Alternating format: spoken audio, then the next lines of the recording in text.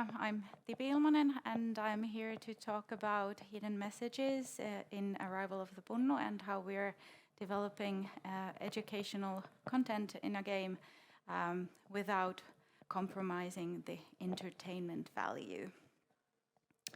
A little bit about me. I'm the CEO and creative director of Punnu Games, a company that was founded in 2019. We are a value-based company, so we're trying to put everything that we're working on around our two core values, which are equality and sustainability. And the green values you can see in our games, and equality in our company culture and in our partnerships. In Arrival of the Punnu, I'm working mostly on the game and narrative design, but I'm also a programmer, so I might fiddle with the code. So I will talk a bit about the game itself, Arrival of the Punnu, and about the ideology we have behind the game, and about the game design principles, how we are actually achieving the conveying of these messages to the player, and how these messages are embedded to the game world. Arrival of the Punnu is an action-adventure game, and it tells about these three little alien explorers, the Punnu, who make a crash landing on a remote planet called Earth. They meet this little boy who agrees to help them on their mission to repair their broken spaceship.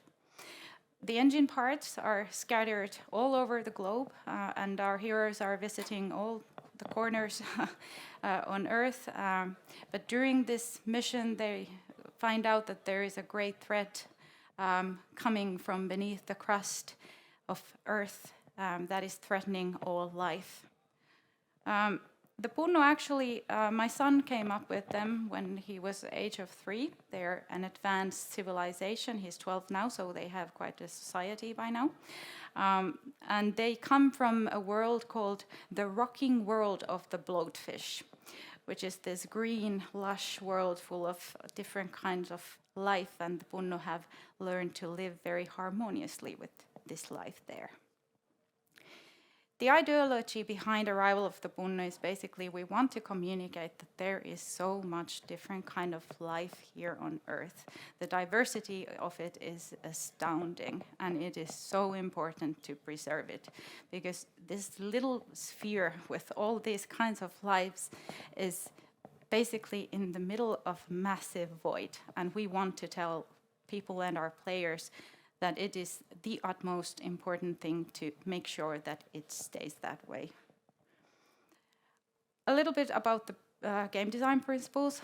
We're using the MDA framework, and this is because we want to focus on the emotional response of the player. We have noticed, and also it has been proven, that when people have an emotional experience related to their learning experience, they actually remember better and not forget. So the emotional responses help us to deliver these kind of messages and this ideology we have behind the game for the players without making it intrusive. Also, I added this little recommendation for learning, Emotion by Design by Catherine Ibbister, which is like, a great book, and I recommend people to read it. In Arrival of the Punnu, I'm talking about messages instead of educating, because I like to think that we're conveying these kind of ideas and messages through the gameplay and not actually trying to teach the player anything. We have the direct kind of messaging and then the indirect kind of messaging. The direct message first is the story itself. This happens on Earth. There is a threat to all life, and the player needs to save it. This is happening right now. There is a lot of different kind of threats for life on this Earth, and it needs to be saved. The second very direct message are the hidden items. We have few types of hidden items. One is basic information cards about the areas the player is visiting. They contain different kind of information about the vegetation, animals, environmental structure, and so on. And then we have stashes from children around the planet. And these dashes actually represent these kids in a way that there is a family photo and knickknacks in those boxes. They are basically like, everyone has had this kind of box where you're gathering like mementos kind of things. And these tell something about the culture where that child is from. The indirect messages, first and the biggest is the environment itself. I will dive a bit deeper to this on the next slide, but since it's the biggest one, it also requires most research. The second is also actually a story. The evil in our game is this entity that is basically trying to take over life and replace it with its own kind of like creations. The evil, in a sense, represents the greed and inconsideration that is happening right now on Earth towards life and the diversity of it. There are so many species going extinct, and they are basically forgotten and lost forever. So that is what the evil represents in our game. The story also tells more about the Punnu. And as the Punnu are an advanced civilization living harmoniously with their environment in their own home world, this is kind of like, I have compared it myself to the Star Trek world, where humankind has kind of overcome their kind of like civil problems, and they don't have any currency, and basically the currency are the achievements and the kind of like input of the individual to the society. And in a way, the Punnu way of life is similar. They're explorers and they're curious. They are technologically advanced, but not at the expense of their environment. Then there are the puzzles. There are a few kinds of puzzles. The first are quite simple, straightforward game mechanic to proceed in the game, but also that the components are actually something that tells about the mythology and the culture and the environment of that specific country where the adventure is at that time happening. The other kind of puzzles are the rescue missions of the animals. And these animals that the player is saving in the game are actually on the list of endangered species.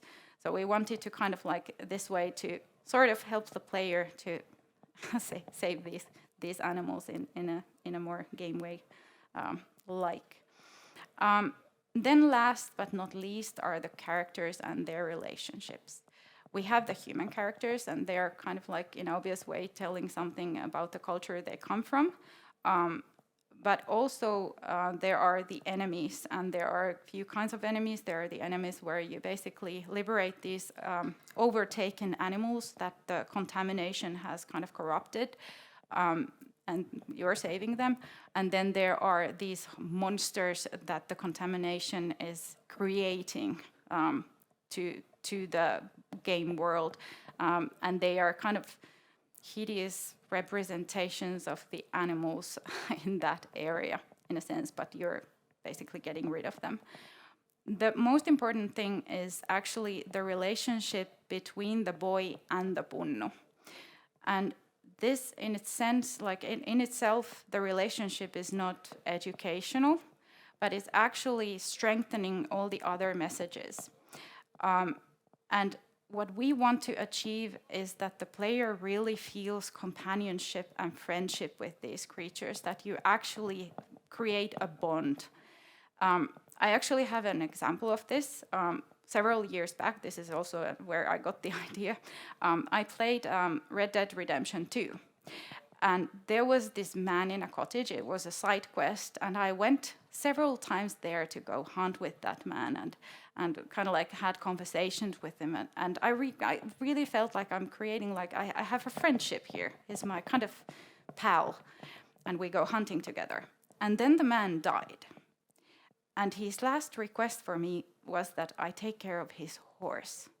And I couldn't ride any other horse for the rest of the game. It was super important, the horse. It was called Buke. It was not a very good horse, but I couldn't ride any other horse.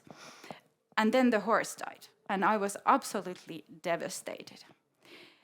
And then a bit later, I realized that I actually remembered events So not directly with the horse, but like details from the environments that I visited. I remembered a fishing trip. I remember the fish that I got. I remember I was like, yay, like I had like this experience with the horse, and then the horse was like involved in several kind of events. And I realized that maybe this relationship was why I remembered them so well, because I had such a strong emotional response to the horse and also to the loss of the horse. So in that sense, I wanted to create in Arrival of the Punnu for the player this kind of companionship that is actually meaningful, and the emotional responses that the player has for the Punnu make them remember their surroundings and the events of the game better, and to the environment. So this is a game that is actually happening here on Earth. We're of course creating more like fantasy-like elements to it, but we are not breaking the rules of that location, meaning that every single thing that we have in the game, from the vegetation to the animals to the structure of the stones, the stone minerals, are actually something that can be found from that place. And this is kind of like, we want the player to sort of memorize these details. So with the relationship and the events and the emotional responses, they kind of like form this sort of image of that area. And with the other content that we have there, they kind of remember also details. And so when they actually encounter these subjects, whether it's environmental subject or talking about a species, they already have some kind of emotional touch ground there. They kind of like, it's easier them to, oh, hey, I remember this from the game. This is kind of like repetition, but yes. And for the artist, actually, this requires a lot of work, because every single place, we don't have that many locations. We cannot, unfortunately, cover the entire planet and all the life on it, but we're like as many as we can. And the artists, actually, they need to dig pretty deep when finding out the kind of plants and the kind of life that can be found from that area. The biggest challenge that we've had while developing Arrival of the Punnu is actually, since from the emotional response and the hidden message, basically the embedded messages are directly in contact with the emotional response, meaning that when we change something, it affects everything, and it's a snowball effect, sort of like back and forth. For example, we've been, because we are very focused on the emotional side of this game, we were testing with a company called Brainamics. They have this neuro kind of helmet where they track the player's emotions during the gameplay. And we noticed that there are certain points in the game that the player is not exactly in the emotional state that we want them to be. This means changing all the way to the mechanics. We need to change the gameplay and also the events of that kind of focal point so that we can convey the message that we want. So this kind of like, it goes back and forth, and this has been like rather excruciating, so many details and moving parts when creating this kind of game. For the characters and their relationships, we also have this, we call it the roadmap of trust and friendship for the boy and the Punnu, meaning that we're actually sort of like step by step creating, like we have this sort of like from animations to sort of sound effects to interactions to stories, this kind of like step-by-step relationship with the boy. And this is kind of like also one of those things that when we change something in the design, it affects also the relationship process. That means that we need to revisit also that roadmap over and over again. But yes. Any questions? I was faster than I expected.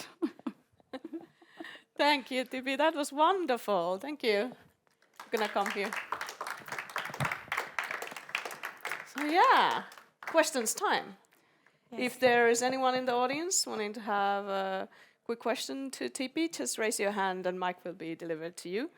I'm gonna start with my own questions. And so do you use some kind of like information sources to, like you were talking that there are these locations, the actual locations, the Earth. What kind? Is it just a collection of different things, or do you have like your favorite sources to go to when gathering information for the game? Well, actually, it's a combination of few different kind of things. First, we kind of like we Google a lot, so that we kind of like gather, okay, this might be a suitable location for the game. And then we actually contact people.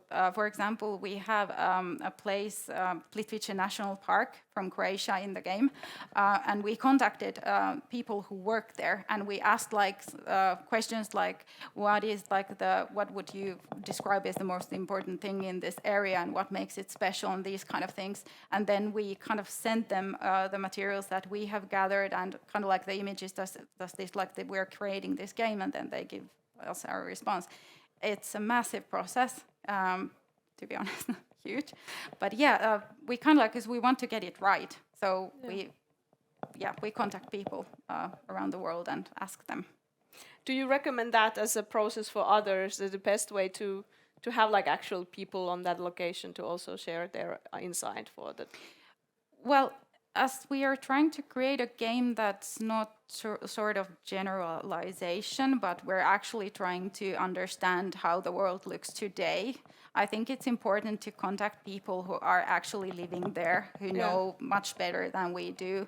And when it comes to environmental issues, of course, we speak to scientists and university researchers as well. So yeah, I'd say that especially when creating educational content, it's important to get it right. Yeah. Any questions from the audience to Tipi? Okay, have another one.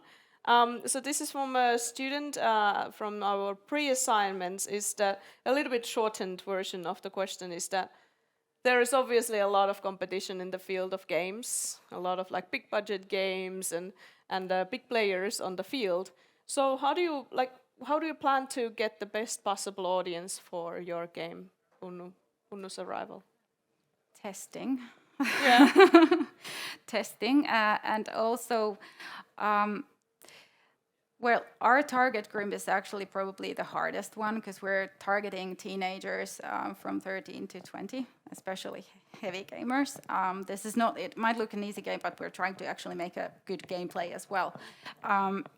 So, testing. And then we are also publisher cooperation, which means that marketing needs to be planned pretty well, and also actually the not breaking the immersiveness of the gameplay is the key here. Our game is pretty easily approachable considering our style and also like the gameplay itself is something that players are easily coming to, and especially the kind of environmental design and the characters and everything has been something that people are responding pretty easily. So that's one of those tools I guess we're using. Yeah. So I'm gonna ask a last question about a little bit of how did you like.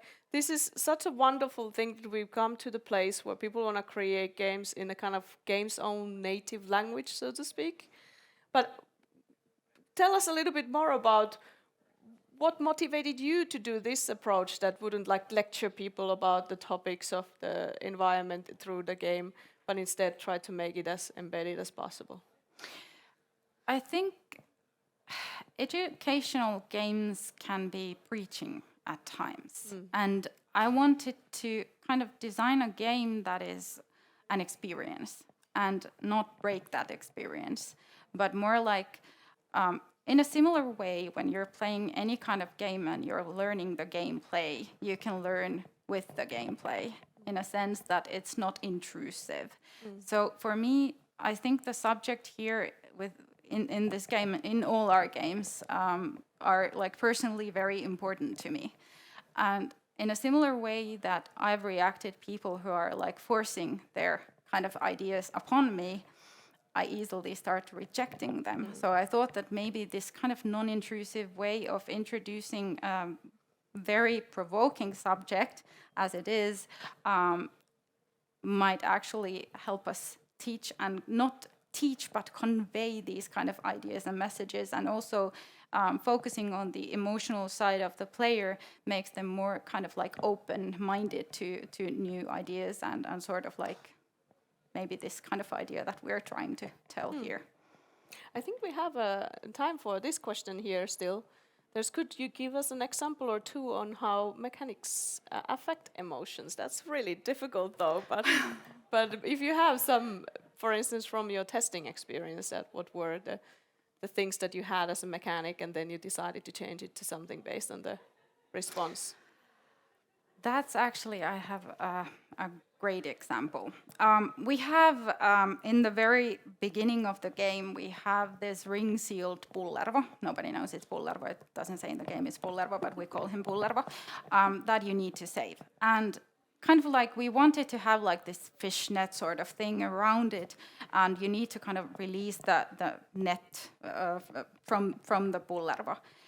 But actually what happened is that the players were sort of confused, like, what is this net doing here and why is there? And the mechanic itself was sort of like not as well maybe communicated to the player. So we decided that let's bring in more the story. And now the net is actually controlled by this contamination. It's an actually living entity that you need to fight to free the pullervo, and it made much more sense. And also the players were like, they felt that they're saving the creature, because before that it was kind of static maybe, and they were kind of like neutral, like I have no idea what is happening here. So when we made it more intensive, like really, and there was like, there is a time limit and you need to really kind of like work to get the ring seal free, that made a difference. So that's kind of like an example of how a mechanic can affect the motion. Intense emotions are actually quite easy to create, just at speed and action. Wonderful example, and thank you a lot for this insight to your game. We're looking forward to play it, and good luck for the rest of the development. Thank you. Tipi. Thank you.